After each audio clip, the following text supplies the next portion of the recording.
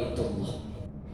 Dan alhamdulillah pagi hari ini yang sama-sama kita hormati dan kita muliakan yaitu Bapak Ahmad Heru Santoso beserta Ibu Herlina, yang insya Allah pada bulan Juni besok, tepatnya kurang lebih di tanggal 5, akan menunaikan ibadah haji, ibadah umrah. Kita doakan beliau mudah-mudahan Allah jaga sehatnya, amin. Amin. Allah berikan kesehatan, keselamatan di perjalanannya, amin. Amin. Allah lancarkan manasik hajinya, amin. Amin. Pulang kembali sehat, berkumpul dengan sahabat sanak kerabatnya, amin. Amin. Dan Allah Subhanahu wa taala jadikan ibadah hajinya, ibadah umrahnya ibadah yang mabrur dan makbul, amin ya rabbal alamin. Nah, kemudian panggilan yang ketiga kata Rasulullah sallallahu alaihi wasallam adalah panggilan yang ini tidak bisa kita hindari.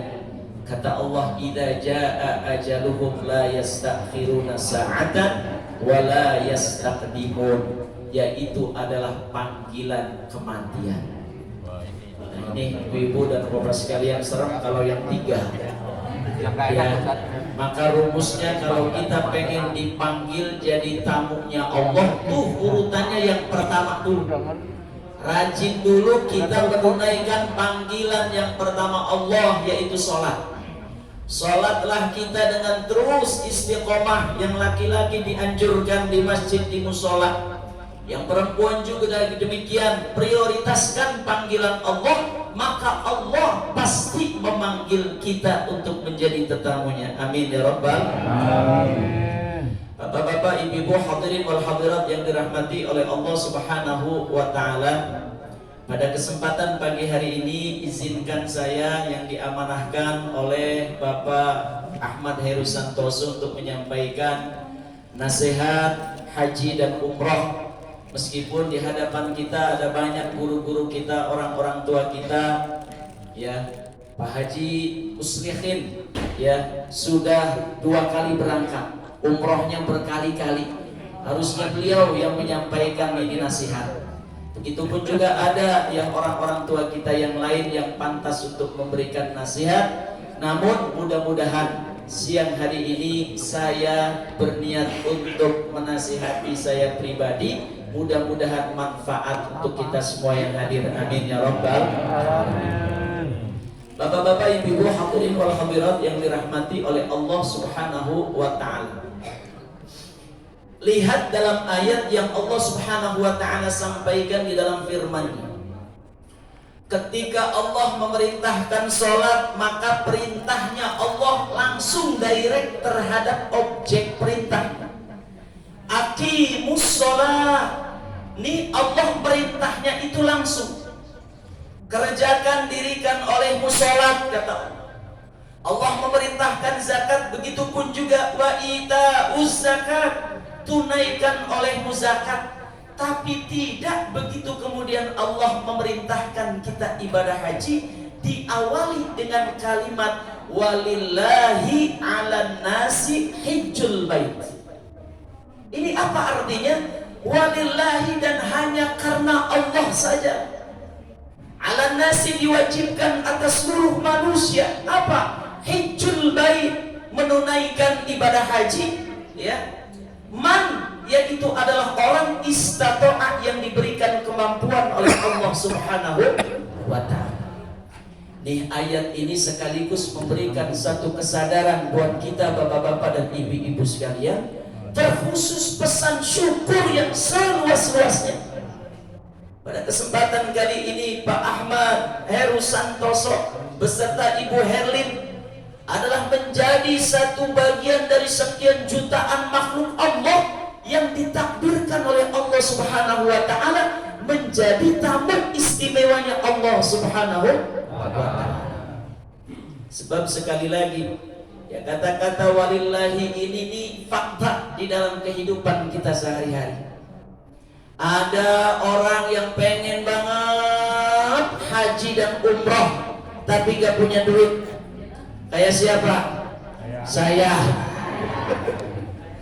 Lah iya, siapa yang gak pengen haji, gak pengen umroh?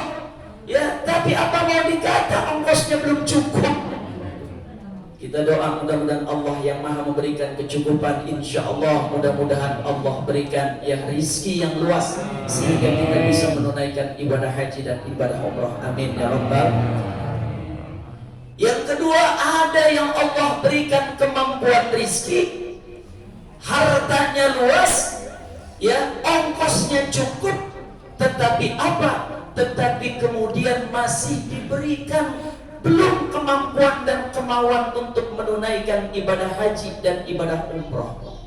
Pak, kalau bicara ongkos naik haji yang reguler itu murah, ya 40 juta ya. Kalau sekarang ya untuk daftar pertama kali, kalau dulu 25 juta baru tuh kita bisa mendapat nomor porsi.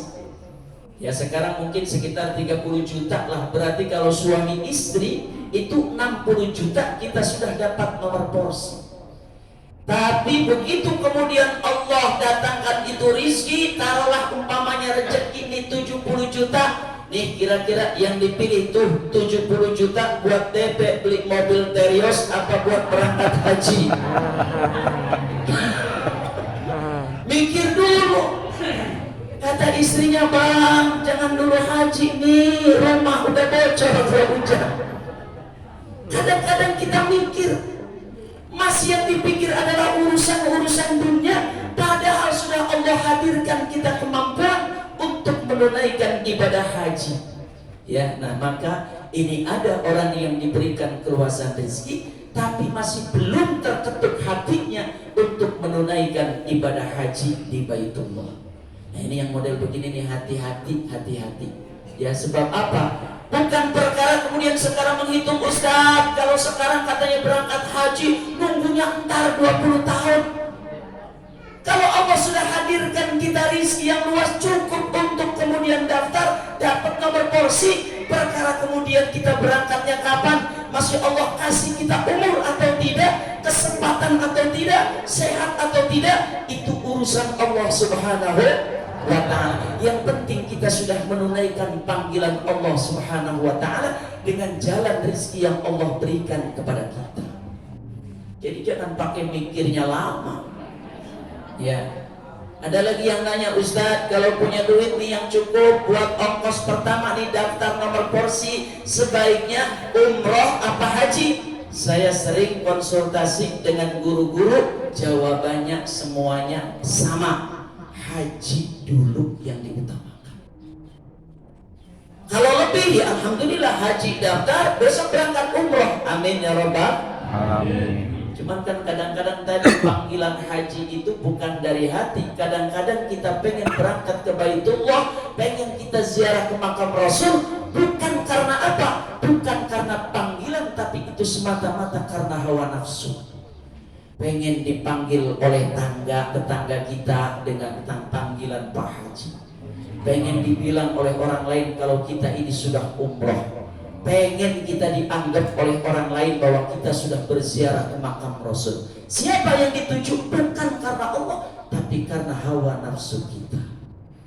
Nah maka sekali lagi silakan ya, jadikan jalan rezeki yang Allah hadirkan dalam kehidupan kita. Kalau itu sudah mencapai batas minimum untuk kita bisa daftar mendapatkan nomor porsi haji, utamakan dulu kita daftar haji. Ya insya Allah. Ada yang mampu uangnya, rizkinya mampu, ya begitupun juga keinginannya ada, duitnya ada, ya kemampuannya ada.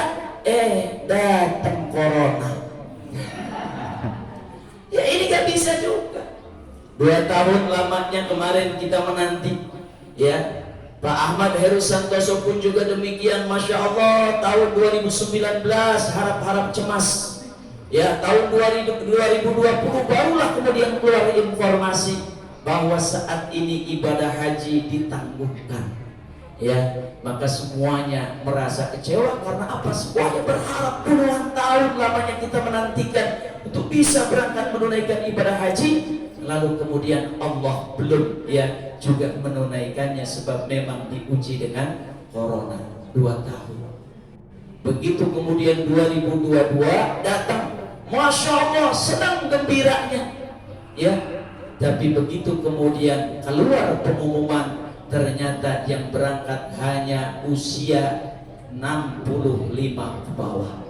Yang ke atas sekarang pada sedih, Bu.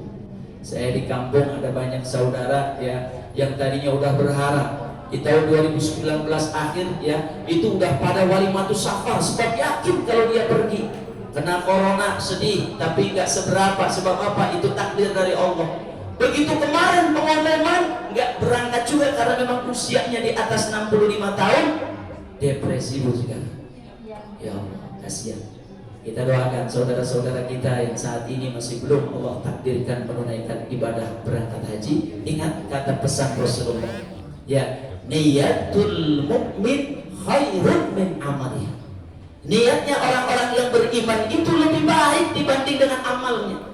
Jadi kalau kita sudah niat, ya, yakin bulat semuanya kesempatan itu sudah kita dapatkan, tapi kemudian Allah takdirkan kita masih belum berangkat, yakinkan di dalam hati itu adalah takdir terbaik dari Allah.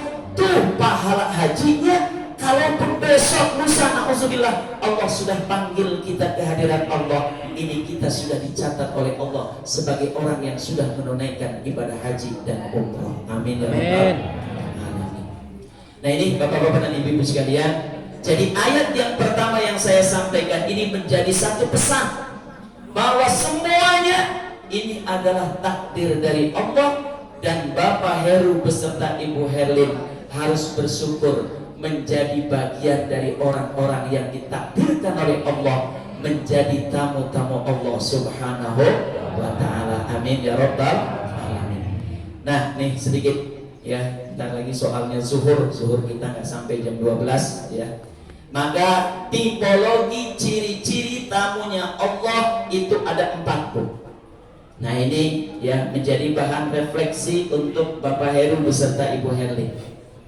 Ciri tamu Allah itu ada 4.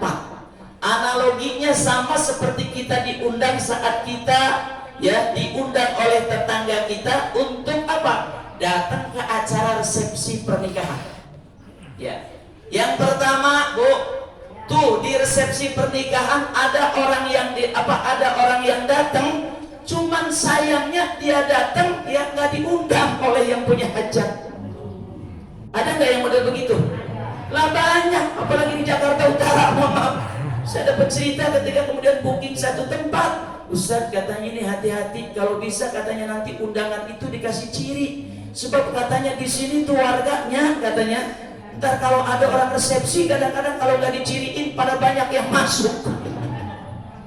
Nih yang datang, Bu, Pak, yang model begini, orang yang datang ke acara nggak diundang namanya adalah tamu tak diundang. Sama seperti orang yang haji. Ada orang yang berangkat ke sana tapi tidak memenuhi undangan Allah, banyak. Apa cirinya? Cirinya adalah orang yang datang, orang yang menunaikan ibadah haji, orang yang menunaikan ibadah umrah, tetapi ongkosnya dia menunaikan haji dan ibadah umrah itu berasal dari ongkos dan juga rizki yang haram. Ini datang si datang, haji si haji, umrah si umrah, cuma oleh karena wasilah rizkinya ini, ongkosnya ini dari harta yang haram, maka inilah yang disebut tamu tak diundangnya Allah Subhanahu wa ta'ala. Nah, terus bagaimana Ustaz itu begitu? Ya nggak gimana-gimana. Ya, cuman mohon maaf, hati-hati. Kalau ada di antara kita yang berani-beraninya menunaikan ibadah haji, ongkosnya itu dari korupsi, ongkosnya itu dari jalan yang haram, maka Bu, nih ini fakta ya, itu coba rasain. Dan ini sekali lagi saya yang menyaksikan betapa memang Allah punya kuasa. Berangkat si berangkat, haji si haji, ikut si ikut tuh ritual haji, manasik haji, tetapi sekali lagi memang Allah punya kuasa. Saya dulu tahun 2011 berangkat menunaikan ibadah haji satu kelompok, dengan salah satunya yaitu ada teman satu kamar saya. Ini mohon maaf, saya bukan berarti kemudian ya menyinggung satu instansi, tapi ini dia kerjanya di instansi pajak dulu ya. Kenapa kemudian saya katakan ya, ini salah satu cirinya adalah orang yang berangkat tapi tidak diundang oleh Allah, bawaannya di sana malas ibadah. Bawaannya di sana malas ibadah. Saya bahkan berkali-kali, ayo Pak Haji sama saya. Ya, yuk kita umrah, kita haji. Jadi dia itu di sana itu berangkat itu udah aja yang penting-pentingnya aja. Padahal Masya Allah sayang banget kalau di sana kita sia-siain waktu. Mohon maaf Bu, dilalahnya hari ketiga setelah selesai kita menunaikan tawaf yang pertama kali kita datang, itu orang terserang stroke. Alhamdulillah. Orangnya padahal usianya saat itu, usia ya saya masih belum tua-tua amat, saat itu masih muda banget, masih kencang-kencang tenang. Sekarang mau udah tua berasa. Masih usia 30-an tahun saya, itu beliau usianya 43 tahun. Masih muda. Dia megang ya, salah satu di instansi pajak itu emang penentu daripada yang orang-orang yang wajib pajak. Kenapa kemudian saya nilai ini tamu tak diundang? Dengan tanpa sengaja saat dia kemudian sakit, saya pulang dari Ka'bah, kemudian dia ternyata masih belum tidur. Saya tanya, Pak Haji kenapa nggak tidur? Dia nangis, Ustaz, saya nggak bisa tidur, nggak tahu kenapa gelisah. Emang kenapa Pak Haji? Barulah di situ nangis. Ustaz, saya padahal kesini itu nggak niat saya. Iya ini fakta, saya nggak ngarang-ngarang. Saya kesini itu dipaksa sama istri saya. Emang suami takut istri di mana-mana ada. Ini fakta. Lo kenapa bisa Pak Haji? Iya, sebab saya belum siap Ustaz. Cuma karena ini istri saya aja yang maksa, katanya Pak gak enak sama tetangga kita kan orang kaya di lingkungan, masa gak berangkat haji. Ini fakta Bu. Akhirnya kemudian dia dengan terpaksa yang menunaikan ibadah haji. Saya sampaikan, udah Pak Haji gak boleh ngomong begitu. Sekarang lurusin niat, yuk bismillah ya. Kita benar-benar niat untuk menghadap Allah, untuk menunaikan ibadah haji. Akhirnya itulah Allah yang kemudian ngeluarin semua kata-katanya. Apa dia kata, Ustaz, bagaimana caranya saya taubat? Emang kenapa Pak Haji? Ustaz, saya tuh banyak salah. Mohon maaf Ustaz, jabatan saya di instansi pajak itu cukup lumayan tinggi. Orang-orang tuh katanya yang wajib pajak semuanya lewat saya dulu. Dan mohon maaf Ustaz, saya banyak uang yang saya dapatkan dari orang yang saya lolosin pajaknya, harusnya dia miliaran rupiah, dia wajib bayar ke negara, tapi saya lolosin hanya ratusan juta saja. Tuh selebihnya saya dapat sogokan dari orang itu. Bu, dia sebutin, ya di Sentul dia punya villa, di Bogor dia punya tanah ribuan hektar. Semuanya itu berasal daripada kolusi ya pajak itu sendiri. Ya, Masya Allah. Nih Bu, ya makanya kenapa saya katakan ada orang yang datang ke sana, ya itu datang si datang, umroh si umroh, haji si haji, tapi statusnya dia kalau kita analogikan sama orang yang kita undang di resepsi, itu dia datang makan cuma nggak dapat undangan. Ya, makanya kata para alimul ulama, orang yang ibadah yang jalannya itu dari harta haram, sama katanya seperti kita pengen bersihin ini mukena, sama kita pengen bersihin ini baju, tapi bukan pakai air, tapi pakainya adalah air seni. Kira-kira bisa suci kan? Gak bisa. Ya, Masya Allah, Insya Allah. Ya mudah-mudahan Allah berikan wasilah kita untuk menunaikan ibadah haji dan ibadah umrah dari harta yang halal. Amin ya Rabbal. Yang kedua, ada orang yang datang diundang, dapat undangan. Nyampe Mekah, Ustaz, nyampe.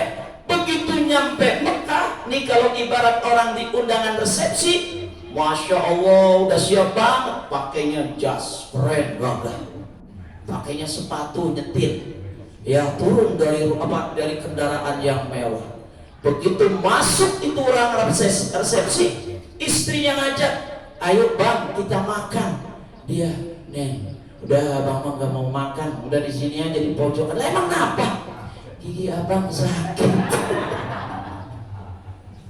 Datang diundang, tetapi dia tidak bisa melakukan apa? Melakukan ibadah dengan leluasa, dengan sempurna. Sebab apa? Sebab ada sakit. Apa ini tamsil dan analoginya? Orang yang menunaikan ibadah haji tetapi tidak dengan bekal takwa. Sebab apa? Hatinya sakit. Jadi kalau tadi mah gigi yang sakit, nih kalau ibarat orang menunaikan ibadah haji, diundang sih diundang, hartanya sih halal, tetapi mohon maaf persiapan batinnya ini kurang. Hatinya ini masih sakit. Boleh jadi masih ada sangkut paut utang piutang yang belum selesai urusannya dengan siapa? Sesamanya. Nih yang model begini nih sama seperti orang diundang di resepsi, dia tidak mampu menikmati yang lain, buru-buru nikmatin ngurusin gigi aja repot. Nih makanya kenapa penting ya Pak Heru beserta Ibu Herlin tidak hanya modal rizki uang saja, ya ongkos saja, materi saja, ya kata Allah fatazawwadu fa inna khairaz zadit taqwa. Berbekalah kalian, sesungguhnya sebaik-baik bekal itu adalah takwa. Ya, sahabat Rasul bertanya, ya Rasulullah, aina taqwa? Di manakah takwa itu berada? Rasulullah menjawab, at-taqwa hahuna. Jadi bekalnya Pak Heru hati.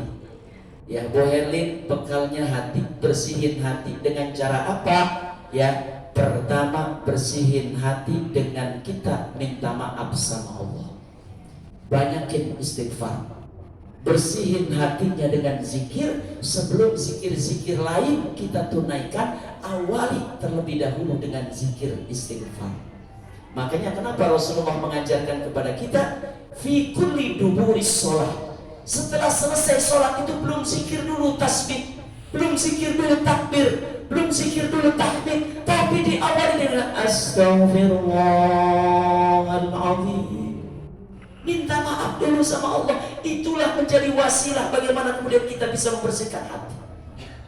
Cukup hanya istighfar, kita berharap ampunan dari Allah, maka belum ada ampunan Allah yang tertangguhkan. Seberapapun air mata kita ini mengalir deras, bahkan keluar air mata darah dari mata kita, Allah belum pernah memaafkan terkait dengan dosa-dosa yang berhubungan dengan sesama manusia. Nah, maka kenapa kemudian ulama kita itu membuat satu majlis yang disebut dengan walimatus safar. Ini walimatus safar ini gak ada di Arab sana tuh, gak ada. Malaysia juga gak ada, orang mau pergi-pergi aja. Tapi inilah hasil ijtihad daripada alimul ulama kita. Tidakkah itu? Tidak. Sebab apa? Sebab ini adalah sarana di mana kemudian orang yang mau menunaikan ibadah haji, menunaikan apa yang menjadi bekal utamanya. Setelah ampunan Allah berikan, kita pun juga berharap maafan dan ampunan dari sesama kita. Barulah sempurna ampunan Allah Subhanahu wa ta'ala. Maka momentum kita datang ini nih, ya sebenarnya kepentingannya bukan kepentingan kita yang datang, tapi kepentingannya Pak Heru dan Bu Herlin. Kudunya mah Pak Heru sama Bu Herlin ini dia terus mapai dari satu pintu ke pintu. Nah iya, ya. Cuman karena sekarang mah praktis udah dikumpulin aja, yang penting mah siapin BC. Ngarepin, emang ada, udah kelihatan cuma. Ya, praktis sekarang. Ya, jadi makanya nanti biar Abdul nih MC, ya setelah selesai doa kita berdiri bersama, nanti Pak Heru mampai satu persatu untuk minta maaf. Ya nanti kalau ada ibu-ibu sambil sholawat labbaik, nah, ada nggak yang spesialisasi itu? Kayaknya Bu Haji Nurhayati ini yang ahlinya. Nanti boleh dipimpin salah seorang dari ibu yang suaranya ya apa namanya enak ya, biar nanti kita terharu. Jadi yang kedua, yang ketiga, ibu-ibu bapak sekalian hadirin hadirat yang dirahmati oleh Allah Subhanahu wa ta'ala, cukupkah hanya bekal kita di dalam hati dengan keimanan? Belum. Sebab ada orang yang diundang di resepsi, gagah si gagah, keren si keren, fisiknya sehat, begitu kemudian itu ya suami istri itu disuruh tuh sama siapa? Sama pagar ayunya tuh, silakan boba, silakan makan gitu. Begitu kemudian dia mau melihat hidangan makanan, boba, dia ngederek. Bawa piring aja udah gemeter. Kenapa? Ternyata ini hidangannya hidangan istimewa. Masakannya bukan masakan lokal yang cuma jengkol doang biasa kalau kita hadir. Ternyata ini international food. Ada Japanese food, ada Chinese food, semuanya pokoknya food-foodan. Lah dia bingung, orang hari-harinya paling juga ngadirin resepsi, yang makanannya juga biasa, bihun, yang mie goreng, jengkol. Lah sekarang semuanya ini makanan-makanan internasional. Dia bingung, ini bagaimana cara makannya, Bu? Udah saya mah daripada makan daripada malu entarnya. Udah saya mah nunggu aja di luar. Tamsil begini nih, Bu, Pak, sama seperti orang diundang bawa si iman Islamnya dia bawa, cuman sayang dia haji, dia umroh, tidak dia lengkapi dengan ilmu pengetahuan ibadah haji. Jadi dia nggak paham, ya umrohnya udah asal ngikut aja, ya hajinya udah asal ngikut aja. Apa kata orang? Sebab apa? Dasar ilmunya ini dia tidak punya. Hati-hati nih. Sebab apa? Kalau sholat tuh modalnya cuma pakaian doang, bener gak? Kalau zakat ya cuma berapa liter doang kita keluarin. Lah haji udah nunggunya lama juga puluhan juta. Jangan sampai capek-capek nunggu, begitu di sana kemudian ibadah kita tidak diterima di hadapan Allah. Apa biar ibadah kita diterima oleh Allah? Kata Rasulullah SAW, bekalnya adalah ilmu. Man amila amalan bighairi ilmin fa'amaluhu mardudatun la tuqbal. Barang siapa orang yang beramal tanpa ilmu, amalnya ditolak, tidak akan pernah diterima oleh Allah Subhanahu wa ta'ala. Maka penting ilmunya. Ada berapa rukun haji? 5. Ada yang lebih? Yang 5 itu apa aja? Nah, ini yang haji juga kudu dites ini. Ya. 1, ihram. 2, tawaf apa? Wukuf. Yang 3, tawaf. Yang 4, sa'i. Yang 5, tahallul. Yang 6, tertib. Ujar aswad dari mana? 6. Ya, insya Allah nanti dibuka-buka lagi. Singkat saja, kayaknya MC udah gelisah banget pengen ngetop saya. Ya, tadi udah berapa tadi? 3. Sekarang yang 4, yang terakhir. Orang yang benar-benar datang penuh dengan modalnya, kesiapannya zahiran wa batinan. Siapa? Orang yang tidak hanya sekedar ilmu, tetapi juga dia mampu menghadirkan ilmu itu dengan rasa. Jadi apa yang paling penting selain daripada kemudian kita bekal iman Islam, bekal daripada ilmu, penting bekal bagaimana kita mampu mempelajari nilai filosofi daripada ibadah haji itu. Mohon maaf sebelum itu nih, biar jadi jangan pikiran pusing, Bu, Pak. Ibadah haji itu gampang, ibadah umrah itu gampang. Jadi jangan kalau tadi saya ngomongin harus ada ilmu, udah kalau gitu dah nggak usah berangkat haji. Gampang, kalau sholat ada bacaan yang wajib kita hafal. Tapi kalau ibadah haji tidak ada satupun doa yang wajib kita hafal, nggak ada. Semuanya adalah ibadah fisik. Niat, ya niat nggak apa-apa, nggak pakai bahasa Arab juga nggak apa-apa. Yang penting hati kita kan itu yang paling terpenting. Ya, sa'i Ustaz katanya kemarin saya ikut manasik katanya ada tuh bacanya panjang banget. Inna Safa wal Marwata min sya'airillah faman hajjal baita aw yatamara fala junaha alaihi ayat tawafa bihima. Aduh Ustaz, boro-boro menghafal begitu Ustaz. Nih, gampangnya nggak ada doa yang wajib dihafal saat kita haji dan umrah. Sebab apa? Umrah dan haji adalah ibadah fisik. Niat ihram udah ikut apa kata pembimbing. Ya, suruh diam dodok. Jangan kemana-mana. Suruh keliling-keliling Ka'bah, tawaf, ikutin 7 kali Ka'bah. Sa'i, ikutin sa'i.